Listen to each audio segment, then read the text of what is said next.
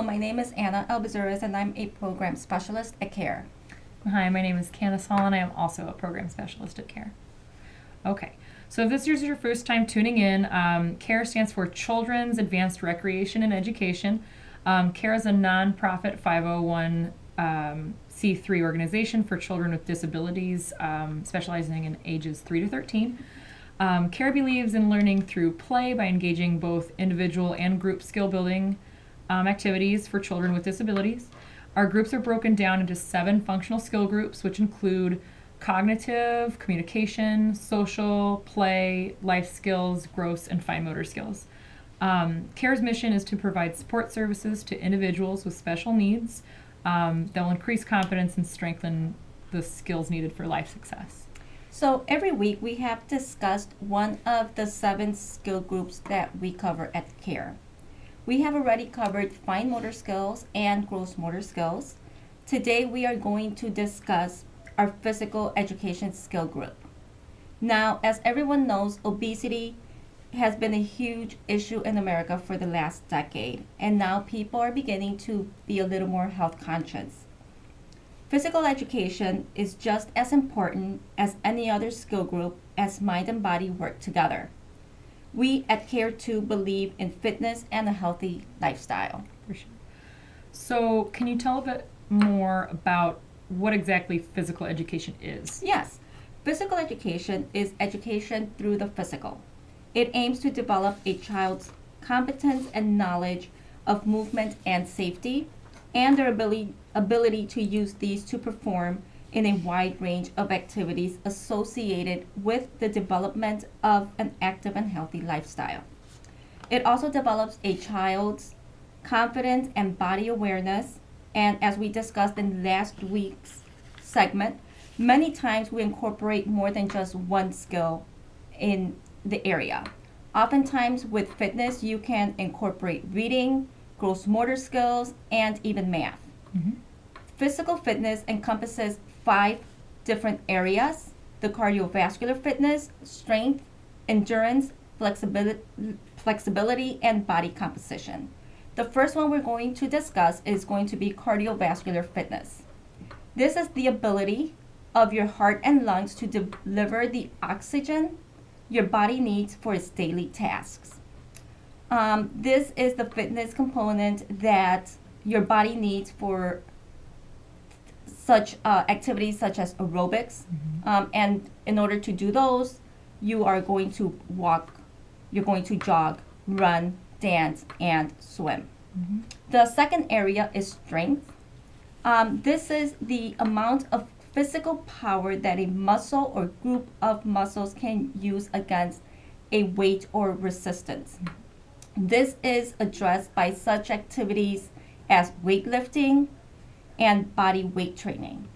Now, this does not always mean that you need dumbbells or weights in order to enhance the strength. You can actually use your own body to address this area of physical fitness. Like monkey bars. Monkey bars, you could do push-ups. Mm-hmm. Especially with kids, you really want them to get on those monkey bars in order to do that. That really helps with their strength. The next area is endurance. This is the ability of a muscle or group of muscles to repeat movements or hold positions over a certain period of time. Long distance running is an activity that helps to develop endurance. Next, we have flexibility. This refers to the body's range of movement. Pilates, yoga, gymnastics, all of these help promote this particular fitness component. Yoga is one of the various activities we offer at C.A.R.E. You do yoga with the kids on Fridays. The last area is the body composition. This refers to the ratio of the body's fat component versus its lean mass. Exercises that address cardiovascular fitness, strength, endurance, and flexibility also promote the reduction of fat and the buildup of muscle. It's like all of those components put together. Yeah. Yes. Okay. So, some of these areas seem like they would be pretty difficult for the children that we work with. Maybe they haven't reached their full level of development with their bones or their bodies as a whole. How does physical fitness work for children who haven't fully developed yet, those younger kids? Well, actually, all of these areas can be addressed with children, even with children with disabilities. So let's talk about the different stages of development, and it relates to the physical fitness. Although we do not offer programming for infants, we will briefly discuss this stage of development. So let's start with infancy. Here in the first 3 months, your baby will be spending many hours sleeping and eating. So there's very limited time for you that you can use to show any type of exercise to your kid, but there are small windows available and some ideas that we'll discuss to help promote this. First, you can start off by working on posture. The key though is that you can start off, the key at this age is to try to add variety to your child's posture as much as possible. This can be as simple as holding them in different positions and using different chairs for them to sit in. At 4 to 6 months, you will notice your baby beginning to roll over. Soon they will begin to crawl, and then they're going to start climbing. By creating play tunnels and placing toys far apart from each other, in, of course, an open area, you are encouraging your child to crawl to grab a toy that they really want. And if you start putting them on stairs, they could go ahead and start climbing. Now, during months 7 to 9, you will start to see some more coordinated movements, especially with reaching, grabbing, transferring things from one hand to the other. Encourage your child to grab with their non-dominant hand and grab things again with their non-dominant hands and hand them over to you. Maybe hold their dominant hand with your hand and see if they can do the same thing with the other hand. hand. And then maybe pass it over to their dominant hand in different ways so they could go ahead and start working on those movements. Moving to music is also a fantastic way for this age group to develop this.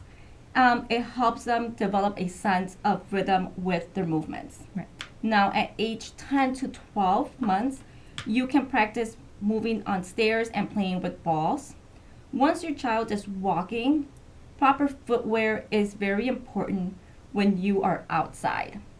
You want to stay away from hard and flexible bottoms, and shoes should be soft and flexible.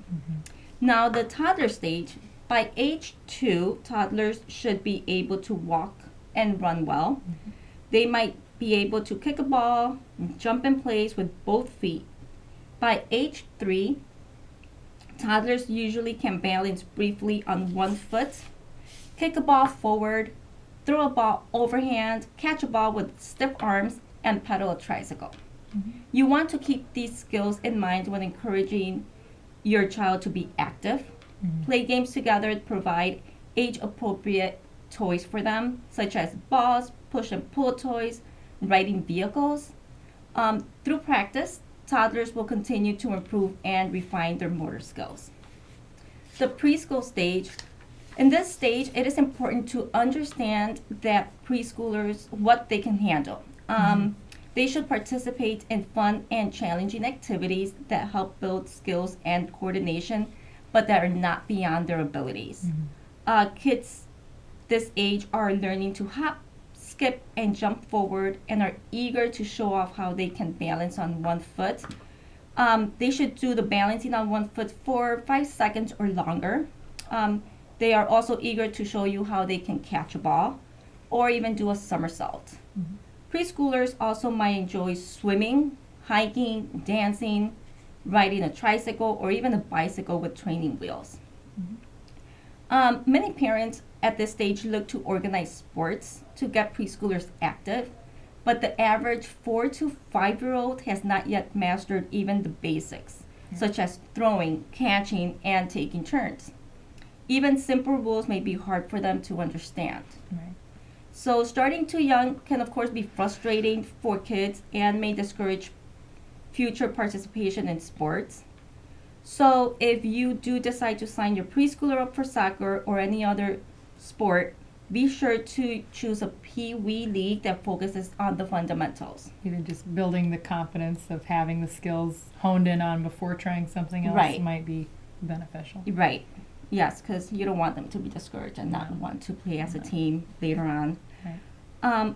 For the school age, the ages between 6 and 11, children experience many physical changes. Children's arms and leg coordination increases, their ability to use their fingers and hands for crafts and writing improves, and their interest in games with rules and organized sports grows, although most primary school children will still need plenty of unstructured activity like running and chasing and playground games. Many children are ready for organized sports by the middle of their in the middle years of their primary school. Playing organized sports and activities can be good for children in a lot of ways. For example, it can help them with learning to listen, follow directions, improving movement and coordination of skills, learning to lead, learning to follow, and learning to be part of a team. The last thing that it's helpful for is learning to win and lose. So organized sports and activities can also be good for children's health, as we discussed earlier. Totally. Okay, so now that we've talked about those stages, now let's talk about some different activities that we do specifically at C.A.R.E. to address that all those physical fitness bases. So there are lots of activities that we do that do promote the physical fitness. For instance, we do a daily trip to the park. Although a lot of parents might think of this as just playing, the kids are getting a lot of aerobic activity the entire time they're there. That is aerobic activity, like running, jumping, like we talked about earlier. The monkey bars work on upper body strength, even some balance, maybe even going into gauging safety. I think that that's a multitude of different things it works on. Swings work on coordination, being able to balance that momentum to go back and forth. I know adults have difficulty with that, so the kids definitely benefit. Seesaws work on balance. I think that also with a lot of these games, not only are they working on their physical capabilities, they're learning patience, taking turns, and sharing. So we definitely like taking the trip to the park. So a couple activities specifically, we do hula hooping quite a bit. The various ways you can play with hula hoops. There's the traditional way, obviously put it around your waist, maybe your arms, be able to control the momentum to get it to keep going. Sometimes we've played in the past like the lily pad game, put the hula hoops on a circle on the floor, maybe have them jump from hoop to hoop, try and land specifically left foot in the hoop, right foot out of the hoop, get them to take those fast action directions is very helpful for that coordination. If your kid's getting kind of bored maybe with a forward jump, maybe work on a backward jump if you feel that they're at that stage. Another easy one a lot of the kids can play with is bowling. We do have the bowling sets with the lightweight plastic balls, so it's easier for them to knock it over really quick, make them even go run, make a race out of it to go set the pins up. But if you don't want to go necessarily get the bowling kit, use milk cartons or plastic milk jugs. Maybe you've got a leftover soccer ball that they can practice kicking left and right foot. You can probably discover which is their dominant foot that they're going for in a game like this, if you haven't already discovered that. A couple other games, my personal favorite and our kids' personal favorite is potato sack races, but we've been using clean garbage bags, and they call it the garbage kangaroo. Being able to hop and hold the bag up at the same time, keep their feet together, and get from point A to point B. A lot of kids don't run that way or move in that hopping stance or even a skip. So teaching that in a fun way is really good for their development. And a lot of these you do outside also. We can do outside or inside. Which is nice. Yeah. Because they're still getting the physical activity, whether it's rain or shine. Right. Or especially come Christmas time, after all that Thanksgiving and Christmas food. Something to do inside that's not going to break the bank. Another one that I even pulled up that was one of my favorites as a kid, the parachute game. I'll pull that up for you guys. I'm sure quite a few of you have seen this. Be able to wave the parachute for the kids. maybe have them run to their favorite color, being able to find a seat very quickly, following directions just to get underneath is a task in and of itself. So if the kids can go through this is a really cool game to have inside or out, and that parachute can be a lot of fun for neighborhood or, get some socialization with your kids. Really cool activity. I love that. So other than that, I'm trying to see. So parachute games, yoga, like you mentioned earlier. Friday, we like to go to a local studio, promote some of the local businesses with that. It is a trained yoga instructor or the owner or myself that will participate in the yoga. I was going to say, I do also have a current handout of some of the positions we actually worked on this Friday, this cute little diagram. So lots of benefits with yoga, so I want to take quite a few minutes on this. Personal favorite, mountain pose. When they use the mountain pose, they're getting a really good stretch in. Being able to stretch all those obliques, whether it's in their back or their tummy, is really important. Downward dog and upward facing dog, really good for that lower back pain. Adults will use this. I know I use this for lower back pain, same with kids. Also really good at increasing blood flow, especially to the head. Maybe your child has a headache, is having trouble sleeping. Being able to circulate the blood a lot faster through those positions is very good for their body. A couple other favorites that almost any kid can participate in. We also have like 3 and 4 year olds doing these on the regular, so that's about an average age. Cat and cow here. Just maybe even make a game out of it, make the sounds, meow or moo. Maybe they don't know what that yoga pose means. Cat position's really good for that lower back stretch again. Also a good belly stretch. Maybe they're having some, constipation or abdominal issues, really good at releasing that. And same thing with the cow, just another good spinal stretch. And then one of our kids' favorites is the lion position here. It's kind of squiggly, but the point of this is having them sit on their bottom, their hip muscles jointed out, and breathing deep in through the nose and releasing all that air through the roof of their mouth, getting that heat. Good for energy. Maybe you've got a kid who's pretty lethargic in the morning, has a hard time getting out of bed. This is a really good breath to practice, especially if they're frustrated. It is the confidence breath. So it's really good also for relieving headaches, a lot of tension, just a good energy release. So yeah, yoga.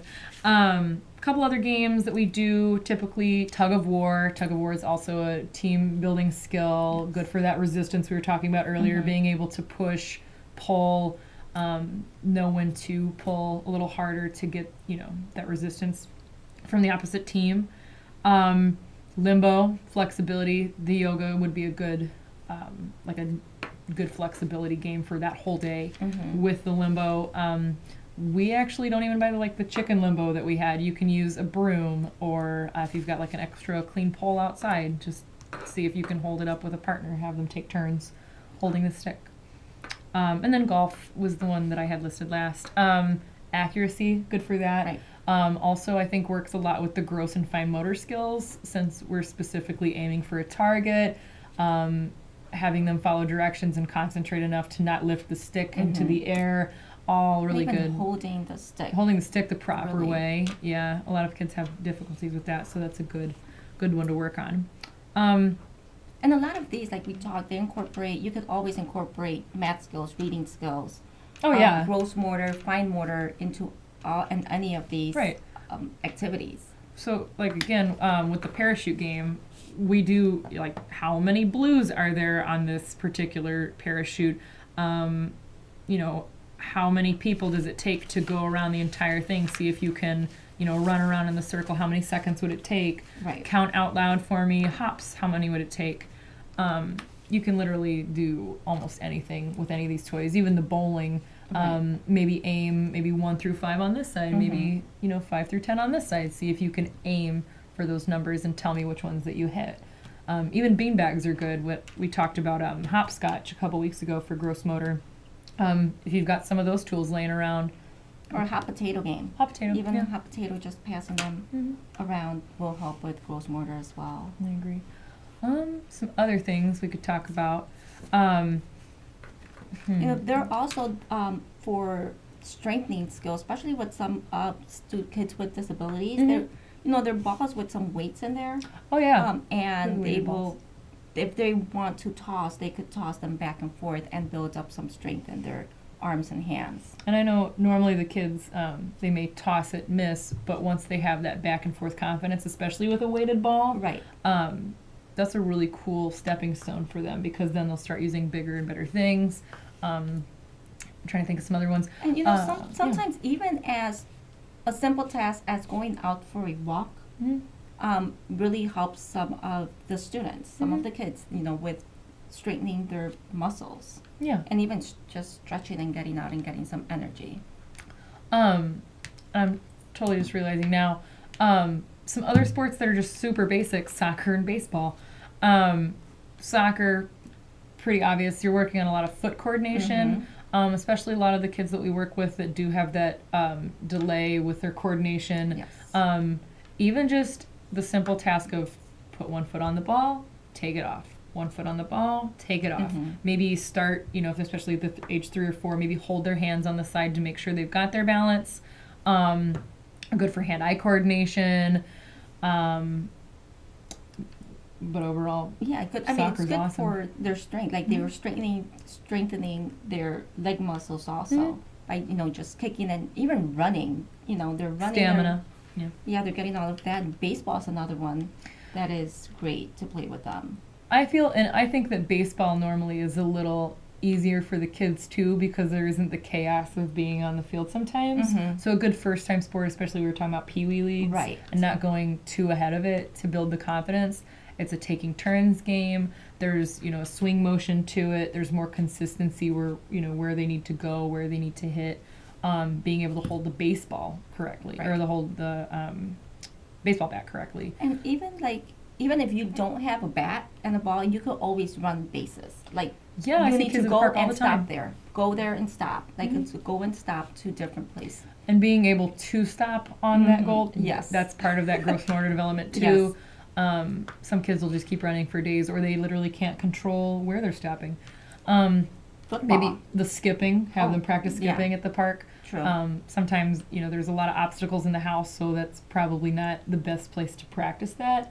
If we're talking other major sports, football, especially, get the entire family involved. Yeah, catching, learning about losing a lot. Tagging. If you want to play tag football, which I think you should with a little kid. Right. and they can also understand, learn as you go kind of process of how hard can you do A, B, and C. Right.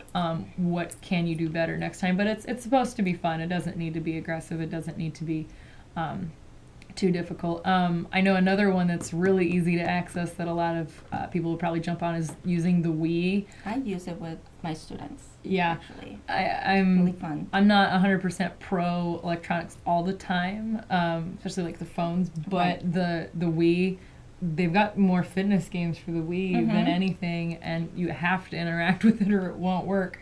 Especially if you can build up that as a reward system. Right. Kids love that. There's the graphics, there's the interaction, the cheering of the crowds. They know when they did something awesome.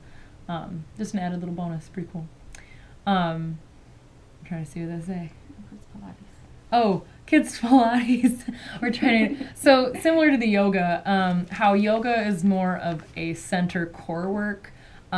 We try to actually, for kids especially, work more on a stretching.